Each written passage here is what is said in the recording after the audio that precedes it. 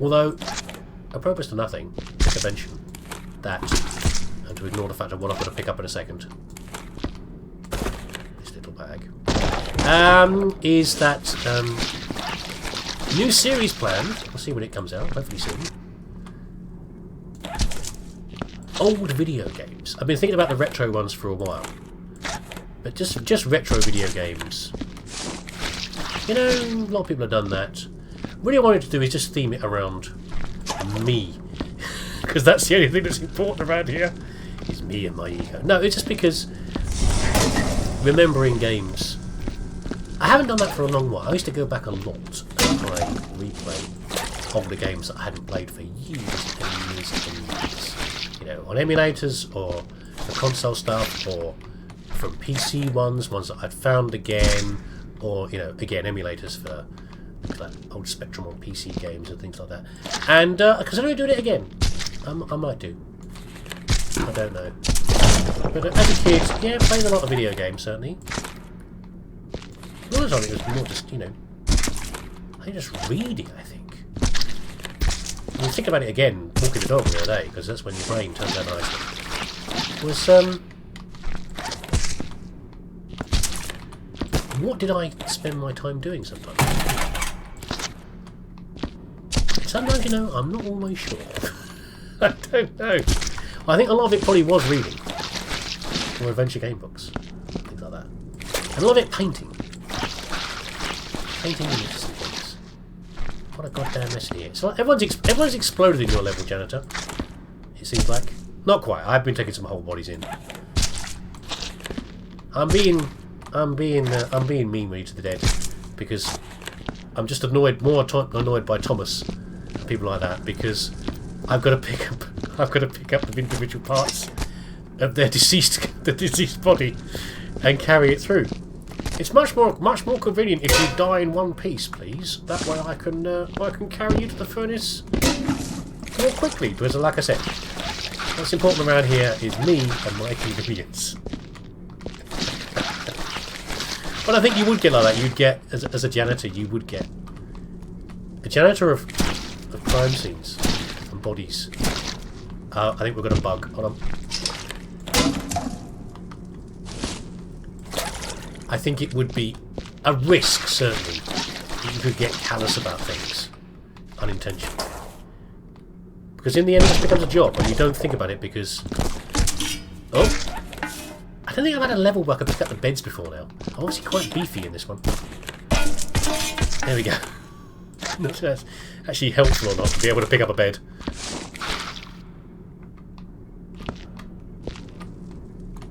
Yeah, you'd have to be, because the only way you deal with this stuff, like the humour we were talking about, you know, how do you deal with it? You deal with it with humour.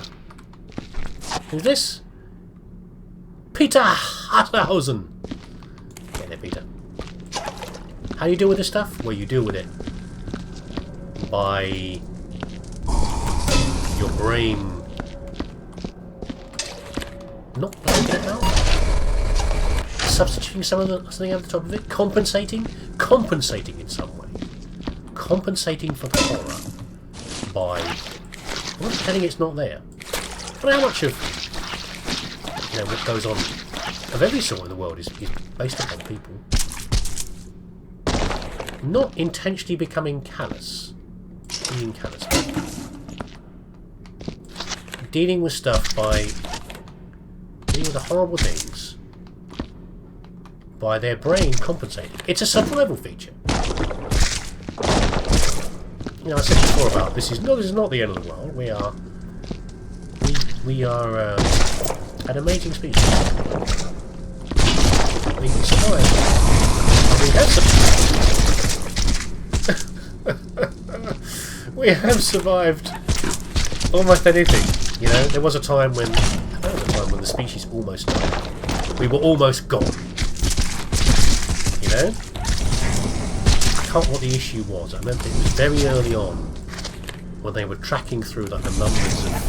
I think Harold was probably working out how... looking at the genetic code and how many individuals we come from. and working out, how diverse, because there's all links to these things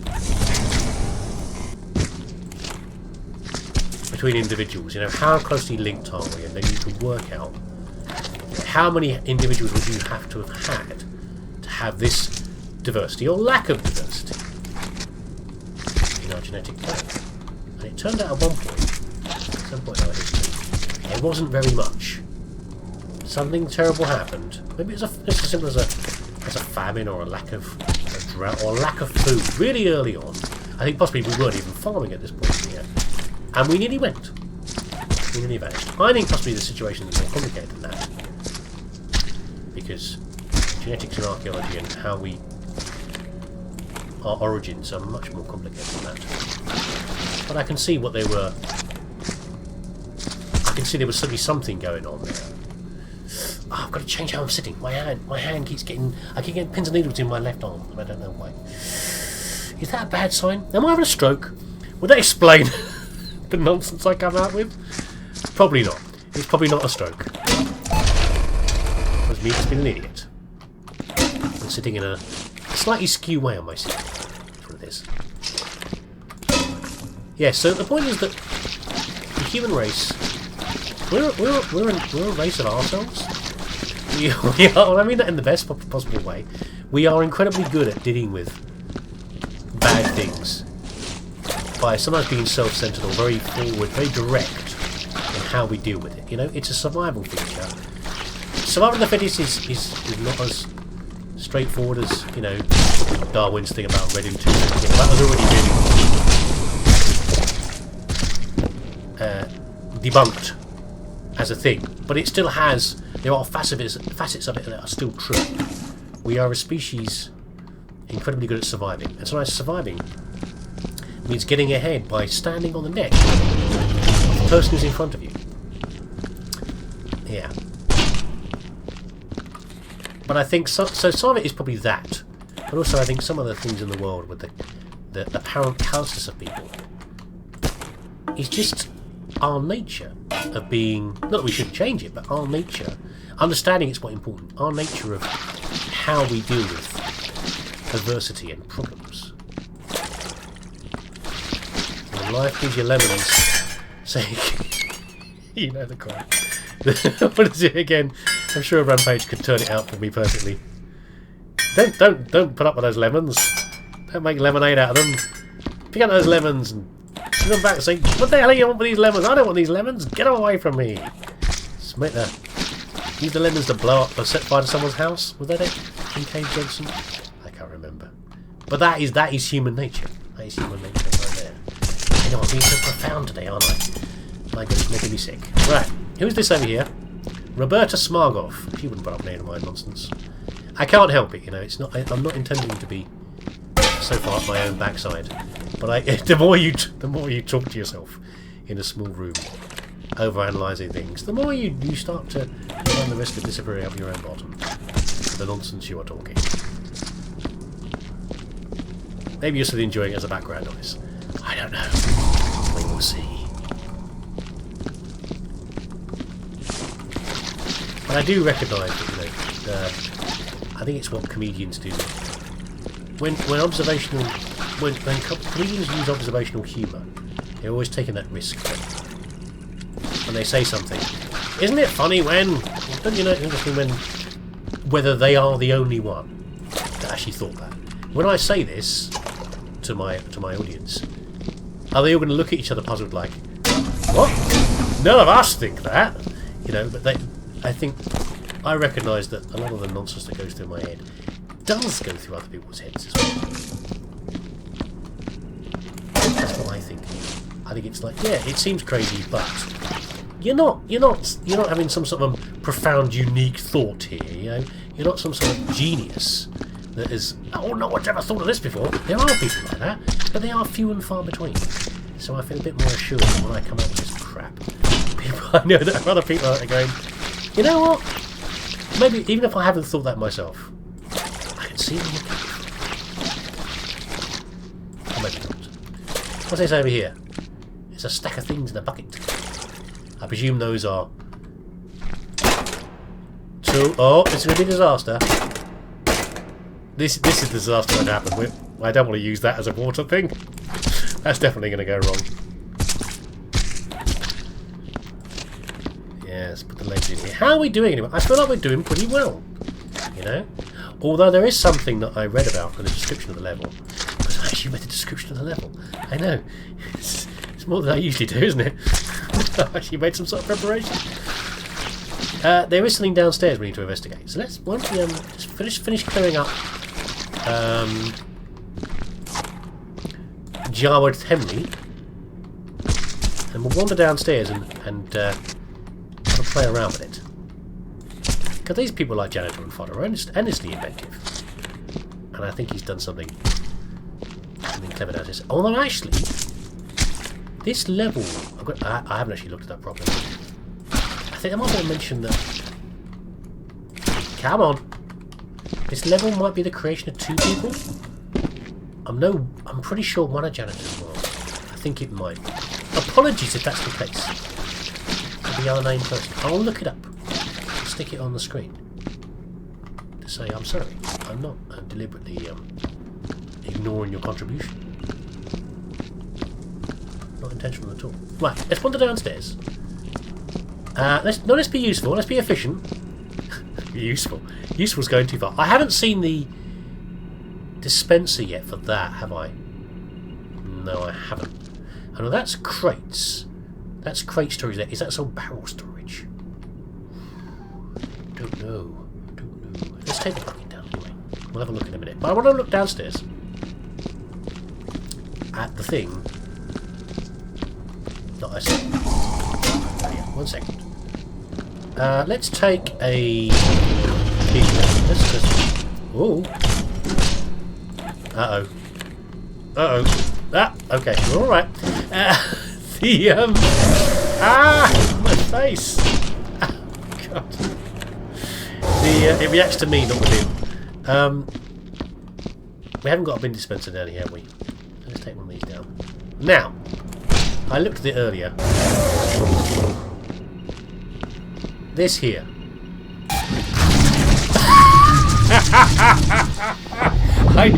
Did I not bloody say what about? I'm now 18. Did I not say about Janitor that you can't bloody well trust him? That was my fault for standing on, I think. There's no corpse here then. So this is a Roomba. Is it called a Roomba? No, it's not called a Roomba. What are you doing? My bucket's over there. That's the Roomba? I can't remember what it's called. Where's my bucket? No! Where's my bucket full of PIDs? You can't eat the PIDs. How do I turn this thing off? No, stop. How do I call it back? How do I call it off? Perhaps it won't eat the PIDs. Perhaps it won't do it. How do I turn it off? Jeez. Right, okay. We've got Twitch Chin. Does everyone call Twitch Chin? That's a great name. Let's quickly go and grab the bodies. I'm watching you. I think he's going to go around and do my job for me. That unlocked door. Was that another room we've already been in? Get out of it! Through the door. It's coming. What if he gets tired at all? How do I turn him off again? Yeah, so this little guy here, I thought he'd be a cleaner, but I didn't think he'd actually clean me up like that. That is not what I expected. Actually, I should do it. Here he goes. Where's the other one? What's this? Samwise Fordo. So is he cleaning the bodies or only the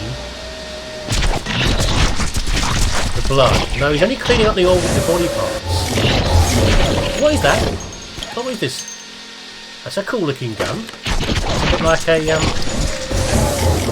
bit Robocop. I'm not sure how he's tracking around here, how he's planning where to go, what his little path is. Because of course things like Roombas, you know, you program a path into them and decide what to do. When did Nick come out as well? I don't think he ate the PID there. Alright, get out of it. So he might just cycle around. Oh, it's Crisco, I saved you. He might just cycle around. He's doing a little bit of cleaning the blood. And then head back to his station. I mean, it's a good idea. If you've got a facility like this with the possibility of some sort of horrifying event that's going to happen, and leave a lot of bodies and things around, then get out of it. Then maybe you should have a little guy that can come around and clean it up for you. You can't clean that. What's he doing? Where's he going? He's not really tracking towards things. I think he's going to go back now, is what he's going to do. Take your little cutthroat razor blades out of here. That's what they look like.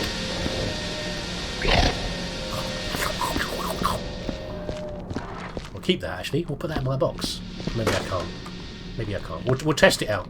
We'll test out if that's keepable. Is he going back? I'm not sure, you know. Leave my bin alone. Turn him off. He might, as I said, it might be. He now does the mobile hazard, really, is what he is. I'm going to turn him off again. I don't think I can. Oh well! Oh well. I think he's helping. Who's this over here? Kyle Meng. Nope! You can't go up the stairs, though, can you? Hey? Hey? Yeah, that's why you are in charge. Oh, shoot, you got in there. I was going to say, I'll put the bucket in there, because it will be safe. But apparently you can sneak in there. Can you just clear out this lot for me? Don't break the boxes. Oh, no, he's plugging himself into there. Oh, mate. Okay, well, he's done. He's done is what he is. By the way, I want to test this out.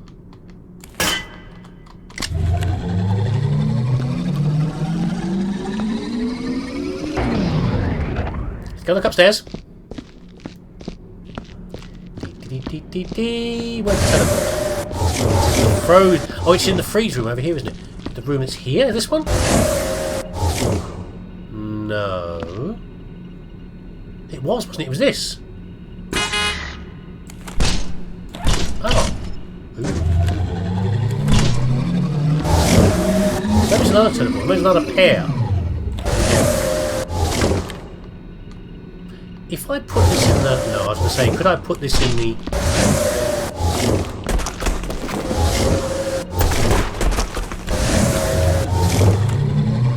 Could I put this in the furnace and teleport them into the furnace? But that wouldn't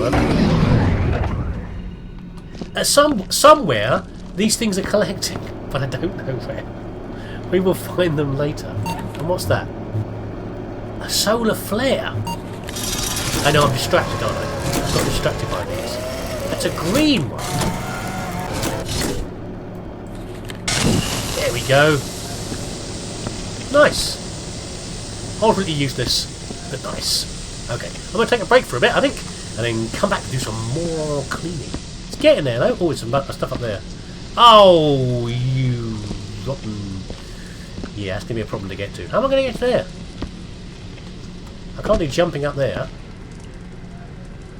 And there's bound to be a lift thing around here somewhere, I guess. Ugh, good thing I looked up. Otherwise, we're getting there.